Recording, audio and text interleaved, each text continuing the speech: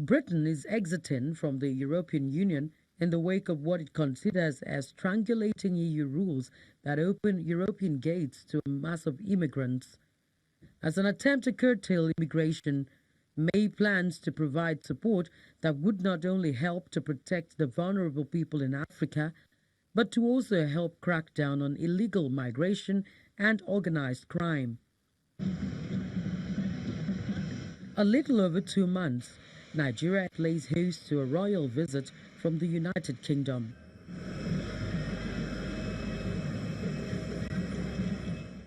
The Prince of Wales, Prince Charles, and the Duchess of Cornwall, Princess Camilla, arrived Nigeria on 5th of November in a courtesy tour of the country.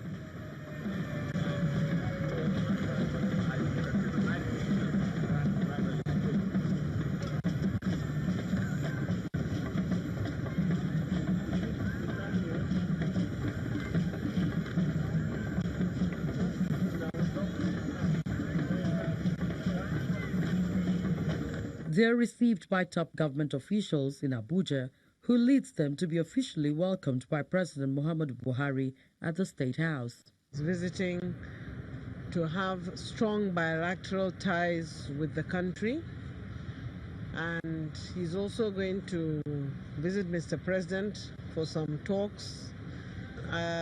Things that would obviously be discussed are the three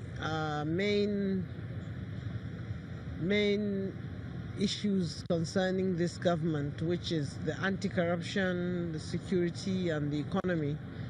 And I'm sure Mr. President will touch on those, and also health and education and other infrastructural developments in collaboration with the United Kingdom government.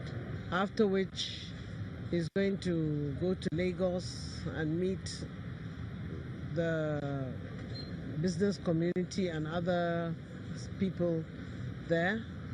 And also, he's coming back to Abuja to lay a wreath on the Commonwealth memorial graves. And then after that, I think he's going to depart Nigeria.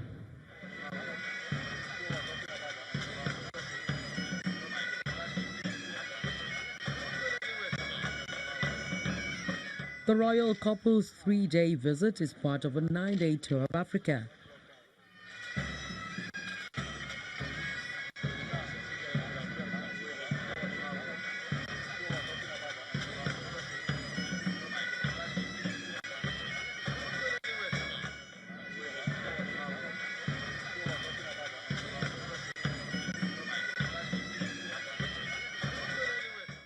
Prince Charles, who is the current head of the 53-member Commonwealth nations after succeeding his mother, Queen Elizabeth II, in April 2018, is not only looking at improving relationships in the areas of trade, environment and education, but also security. He has so far visited 44 African nations.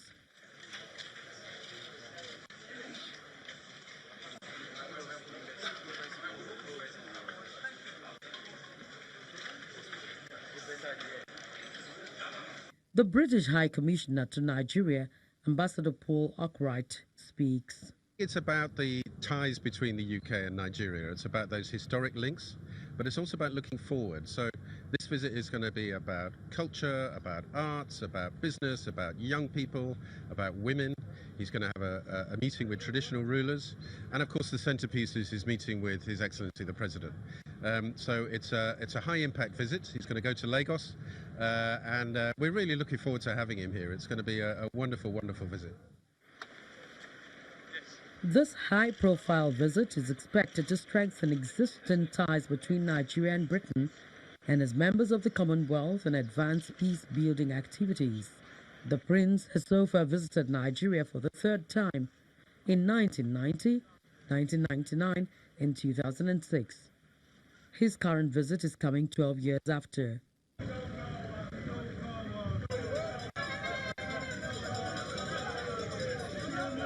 During his visit, the Prince of Wales meets with some traditional rulers in Abuja. In attendance are the Obi of Onitsha.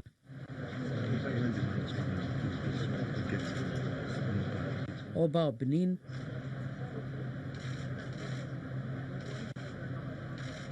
the Oni of Ife, Emir of Kano,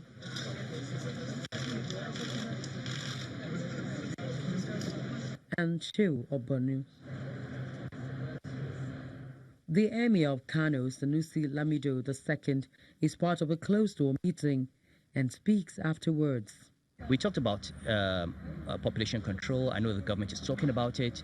My experience as a traditional ruler is that culturally, you're going to have a lot of difficulty if you just approach it in the manner we've always done it, to come and talk about contraception and family planning. That doesn't solve the problem. But the one single silver bullet to me for addressing the demographic challenge is the education of the girl child. And these are the kinds of issues that we had a conversation around, and the whole idea is to how do we work with DFID, how do we work with the British, how do we work with anybody who's interested in dealing with these issues, and see how they can help us and how we can learn from them and how they can learn from our experience. And we also have a duty, obviously, as Nigerians and as traditional rulers, to explain some of the difficulties of communicating across cultures. Because much as we have good intentions around issues like domestic violence and child rights and demography, there are also conversations that perhaps we're not ready for at this point in time, and that should not be mixed into these conversations. So overall, I think it was a very interesting conversation, and some traditional rulers like the Honor of Ife talked about his program with youth empowerment. The Shehu of Borno spoke about Boko Haram. The Oba of Benin spoke about some of his housing project. The Obi of Onitsha spoke about poverty. The Obi being a former banker, obviously talked about poverty and the economy. And the Sultan made a general comment about the importance of traditional rulers for national unity. So.